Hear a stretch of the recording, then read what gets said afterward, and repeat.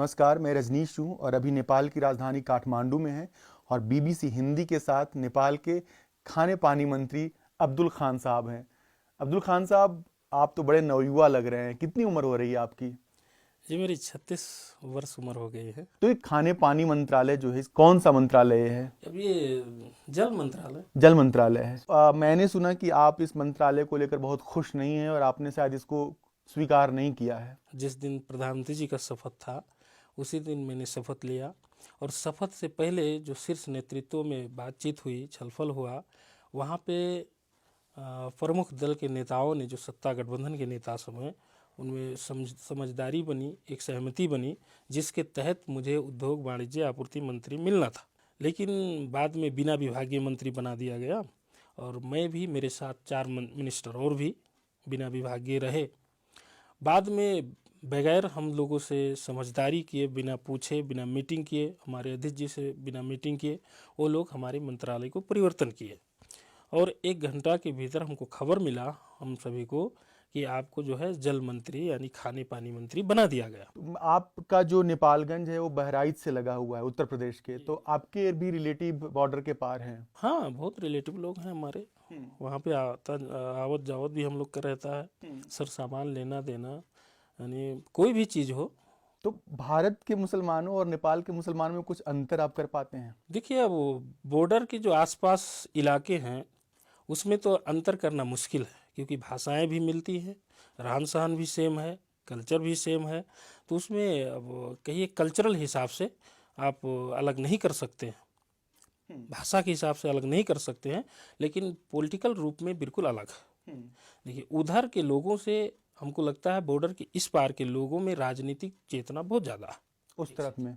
नहीं, इस तरफ, आपकी तरफ में? जी, नेपाल के साइड में बहुत ज़्यादा है राजनीतिक चेतना। लोग राजनीति प्रति इतना उत्सुक हैं कि उनको मालूम होता है कि हमारे केंद्र में, प्रदेश में क्या हो रहा है, कैसी योजनाएं हैं, है ना, कैसी क्या हो रही है, कौन मंत्री है, कौन प्रधानमंत्री है, सारे सिस्टम वो लोग अपडेट रहते हैं, इधर के लोग। लेकिन उधर के लोग हमने नहीं देखा कि इतना राजनीति से अपडेट हो। दिल्ली में क्या हो रहा है वह लोग को ज़्यादा, गांव के लोगों को मायने नहीं रखता है। अच्छा, कई बार ऐसा होता है अब्दुल साहब कि भारत में कुछ अल्पसंख्यकों को लेकर कुछ विवाद होता है, तो क्या नेपाल के अल्पसंख्यक भी उससे प्रभावित होते हैं? बहुत ज़्यादा प्रभावित होते हैं, खास करके ये जो धार्मिक मुद्दाएं सब हैं, ये नेपाल से ज़्यादा भारत में ये मुद्दा सब ज़्यादातर इफेक्ट डालते हैं, और उसका डायरेक्ट इफेक्ट इधर पड़ता है, और ख़ास करके नेपाल से ज़्यादा मधेश इलाका में, जो जितना मधेश इलाका है उसमें बहुत ज़्यादा एकदम डायरेक्टली असर पड़ता है। कुछ मिसाल के तौर पे? अब मिसाल के तौर में आप राम मंदिर का ही केस ले लीजिए,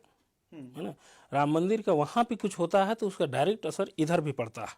लोग आपने उसको महसूस किया है? एकदम महसूस कर रहे हैं कि क्योंकि वो सब हो रहा है। जैसे? ऐसे इधर भी लोग संगठित होते हैं उस मुद्दा में, ठीक है, कि नहीं नहीं नहीं, यहाँ पे तो मुस्लिमवाद हावी हो रहा है, मतलब हिंदू सबको एकजुट होना चाहिए, राम मंदिर वहाँ पे बन रहा है तो यहाँ से ईंट जाना चाहिए, यहाँ से पत्थर जाना चाहिए, यहाँ से हम लोग को वहाँ पे जाना चाहिए, क्योंकि अनेकों ऐसा होता है इधर भी, ठीक है, धार्मिक इशू सब में। तो इसका असर आप लोग के जीवन पर भी सीधा पड़ता बिल्कुल है? सीधा पड़ता है, सीधा पड़ रहा है। मैं, वो नेपाल के कुछ दोस्त थे तो वो मेरे ऊपर तंज कर रहे थे कि आपके यहाँ 20% मुसलमान हैं और कोई मंत्री नहीं है, और नेपाल में 4 से 5% मुसलमान हैं और एक मुस्लिम को मंत्री बनाया गया है। यहाँ की डेमोक्रेसी ज़्यादा इंक्लूसिव है। इस तंज को आप कैसे देखते हैं? अब वहाँ पे इतना मुसलमान है फिर भी नहीं होने का कारण उन लोगों को चेतना नहीं है, या उनको जाने नहीं दिया जा रहा है, या वो खुद नहीं पहुंच पा रहे हैं। दोनों चीज़ हो सकता है, देखिए, है ना। तो उसके कारण से यहाँ पे क्या है, छोटा कंट्री होने के कारण से, या क्या कारण से माओवादी का जनयुद्ध इतना लंबा चला, इसके कारण से मधेश आंदोलन हुआ, इसके कारण से, कौन सी कारण से, लेकिन राजनीति में चेतना लोगों में है, हो गई। तो यहाँ पे विभिन्न वर्ग के लोग उसमें जाने के लिए उत्सुक रहते हैं हमेशा। आप अपने बारे में अब्दुल साहब बताएं, आपने पढ़ाई कहाँ से की, क्या पढ़ाई की आपने? जी, मैं तो अब मैट्रिक्स अपने ही बर्दिया जिला से ही किया। उसके बाद मैं कैलाली में पढ़ा, आईएससी, है ना। यहाँ काठमांडू में? नहीं नहीं, कैलाली जिला पड़ता है, कैलाली जिला बर्दिया में। से पश्चिम पड़ता है। वहाँ पे मैंने आईएससी किया। उसके बाद मैं यहाँ काठमांडू में पढ़ने के लिए आया।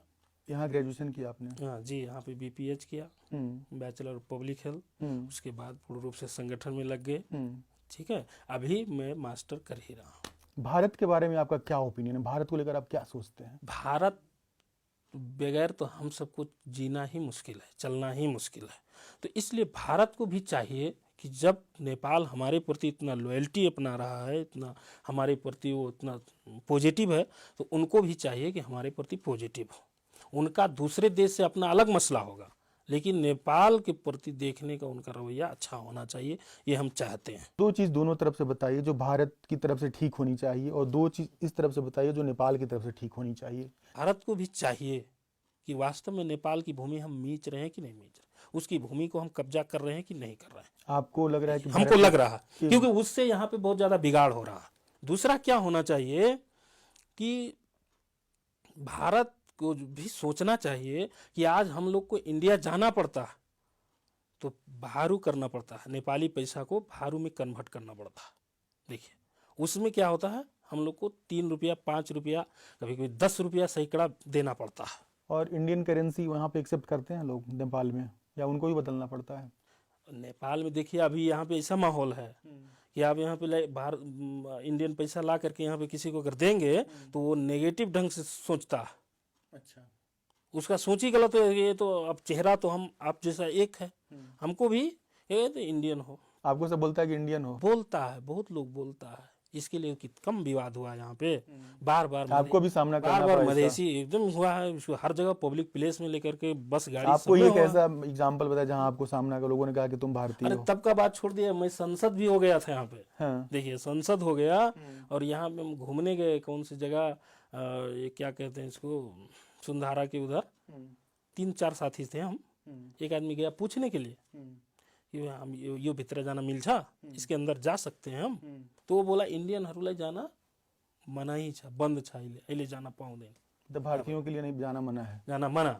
अभी की बात कर रहा सांसद हूँ, बनने के बाद 1 महीना पहले की बात कर रहा हूँ। उधर से तो आपने 2-3 चीजें बता दी कि ठीक करने की जरूरत है, इधर से इस सरकार को क्या ठीक करने की जरूरत है जिससे भारत से संबंध अच्छा हो?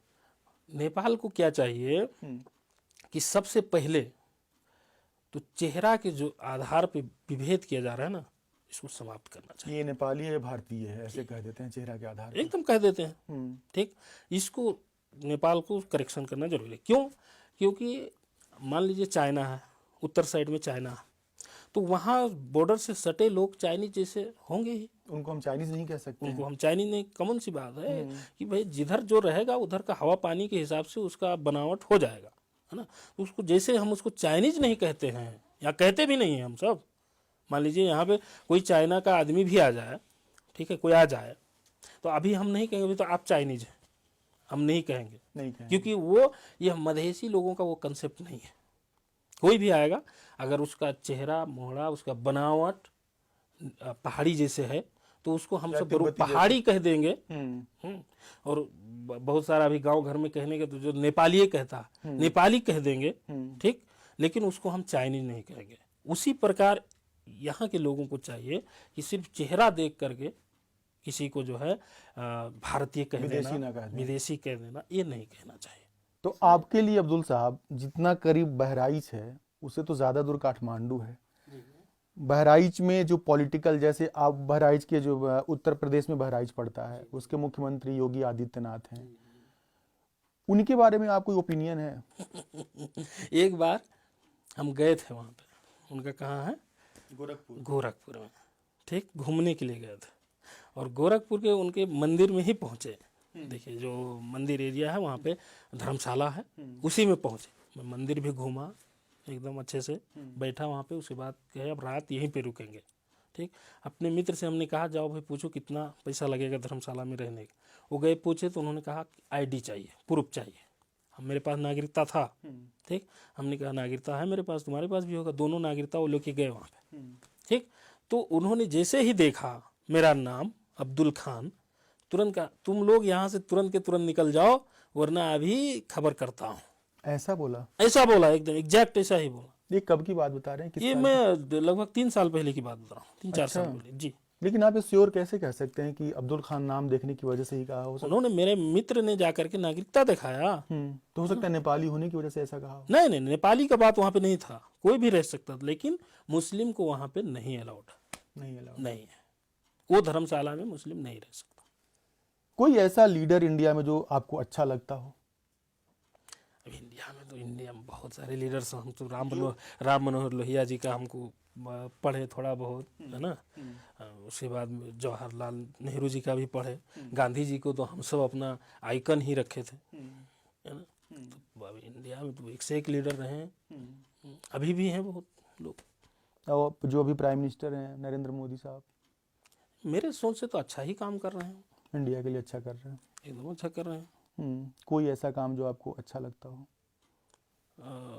हमको तो सबसे अच्छा, मैं तो डायरेक्ट इफेक्टेड नहीं हूँ उससे, लेकिन लोगों की जो सुन रहा हूँ, है ना, जो लोगों के लिए जो राशन कार्ड वगैरह दे रहे हैं, ठीक है, जो फ्री में अनाज दे रहे हैं जी दे रहे हैं, मुफ्त में उनका आवास बना रहे हैं, वो सारी योजना बहुत अच्छी हैं गरीब लोगों के लिए। तो एक आखिरी सवाल है कि कोई आपके जीवन की कोई तमन्ना है जो कि आप करना चाहते हो? देखिए, करना तो बहुत कुछ चाहते हैं, वरना यहाँ तक हम आते क्यों, है ना। ऐसे फैमिली से उठ के आया हूँ, यहाँ आपके तक पिताजी पहुँचा। क्या करते हैं? तो खेती किसानी, मेरे पिताजी तो इतनी गरीबी के हालत से गुजरे हैं, है ना, कि वो जंगल से जो ला करके क्या बनाते हैं, वो टोकरी वगैरह बोलते हैं ना, जिसमें मिट्टी वगैरह, बांस वगैरह, है ना, ऐसा ऐसा ला करके बना करके हम लोग को पाले हैं, पाले पोसे। कितने भाई हैं आप? हम 3 भाई हैं, सबसे छोटे मैं हैं, एक बहन है, और 2 भाई क्या करते हैं? और घर में रहते हैं, खेती किसानी का। आपके पिताजी अब तो काम नहीं करते, आप मिनिस्टर बन गए, सांसद बन गए। नहीं, मिनिस्टर ने, अब उनका उम्र ही नहीं रह गया काम करने वाला।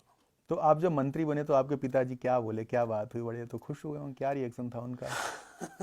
देखिए, मतलब कहाँ वो टोकरी बनाते थे, उनका बेटा मिनिस्टर बना जब मैं एज ए मिनिस्टर बना तो उनको पूरा गर्व फील हुआ गया, और हमको छाती से लगा लिए।